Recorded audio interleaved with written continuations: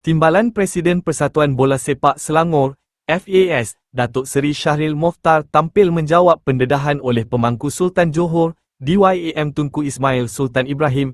Baginda tampil dengan bukti berbentuk perbualan antara Syahril Mokhtar dan seorang individu yang difahamkan Encik Kasim Kadir Bacha dari Unit Pengadil Persatuan Bola Sepak Malaysia, FAM. Adakah saya cuba mempengaruhi keputusan pengadil? Juga tidak. Sekiranya itu niat saya, mesej tersebut sudah tentu dihantar sebelum perlawanan berlangsung, bukannya selepas ia berakhir, dedah Syahril kepada wartawan Astro Arena, Fina Nasrom. Syahril dikesan berkongsi klip perlawanan separuh akhir Piala Malaysia 2025 hingga 26 antara Selangor dan Kuching City sambil mempersoal keputusan pengadil pada perlawanan tersebut.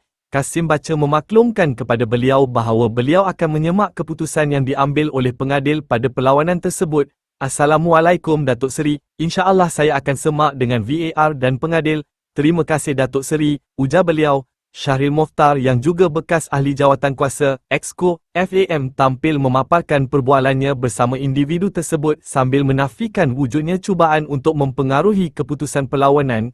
Adakah tindakan tersebut merupakan satu bentuk rasuah, corruption? Jawapannya tidak. Tiada sebarang tawaran, imbuhan atau unsur yang boleh ditafsirkan sebagai rasuah dalam mesej tersebut.